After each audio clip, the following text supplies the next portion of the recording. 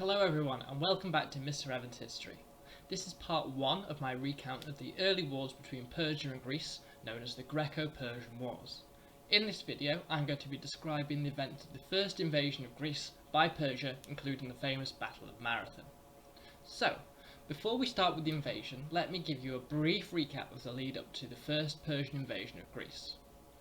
So over time, Persia had been growing in power in the Middle East under the reign of Cyrus the Great, taking more territory and expanding the Persian Empire.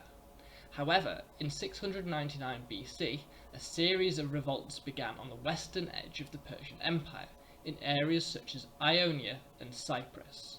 Now in these areas, there were a lot of Greek citizens, so Ionia being the west coast of what is now known as Turkey.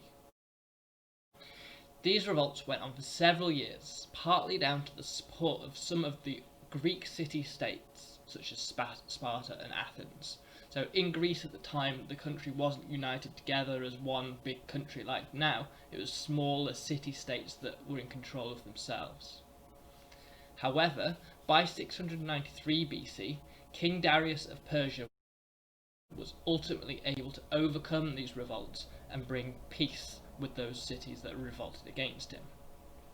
Naturally, Darius was very unhappy that Athens and Sparta had supported these revolts by sending men and sending equipment, and so he swore that he would get his revenge. In fact, it's said that every night Darius would have a servant remind him after dinner to remember the Athenians, so that he'd remember how much he wanted to get back at them. Not only this, but he also saw that should the city-states of Greece all unite together, then they would become a major threat to his empire. And so this is why Darius decided to launch a full invasion of mainland Greece. In 692 BC, Darius sent a group of ambassadors to those city-states of Greece, demanding that they submit to him. So, give up and let me control you, basically. Most agreed to this because they wanted to avoid having a war, but Athens and Sparta, two of the most powerful city-states, refused to do that. They didn't want to just give in to the Persians. So as a result of this, in 690 BC, Darius gathered his army and sailed his fleet west across the Aegean Sea to attempt to take over Athens. This back then was the largest ever invasion by water that the world had ever seen up to this point. So what happened next was the Persian army landed about 25 miles from Athens in what was known as the Bay of Marathon. Under the guidance of the experienced general Miltiades, the Athenian army marched out of Athens to block the two exits from the plains of Marathon to try and protect the city from the Persian attack. For 5 days the two armies were at a stalemate, so that no one from either side was winning. They were just fighting against each other and not much was happening. Until the Persians decided that they were going to load up their ships, continue up to Athens via the water rather than going across the land. What happened next was, after the Persians had loaded their strongest soldiers, which was their cavalry units, the Greeks launched an attack. With roughly 10,000 men, the Athenians encircled the weaker Persian army, so they came up round the sides. Not only did the Athenians have the better tactics, attacking the Persians from both sides, but the battle also showed that their hoplite units, which were men that were equipped with light armour and long spears, were far better than the Persian warriors. So using this tactic of coming around the sides and their faster, better equipped units, they were able to defeat the Athenians were able to win a crushing victory against the Persians. The ancient Greek historian Herodotus has suggested that there were around 6,400 Persian bodies counted on the battlefield, whereas the Athenians lost only 192 men. So massive, massive victory.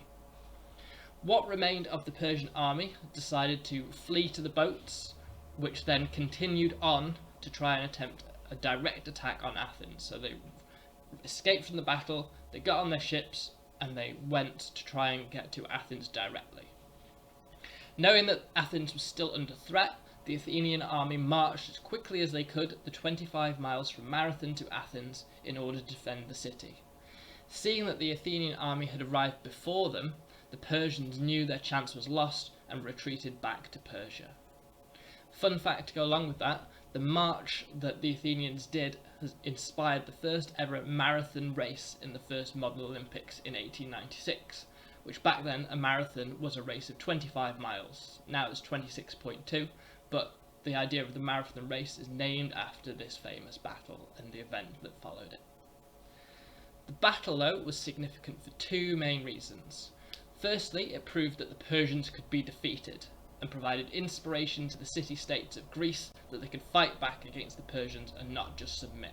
So until this point, Persia had been seen as this mighty empire that couldn't be beaten. But the fact that the Athenians did it gave a lot of inspiration to the rest of Greece.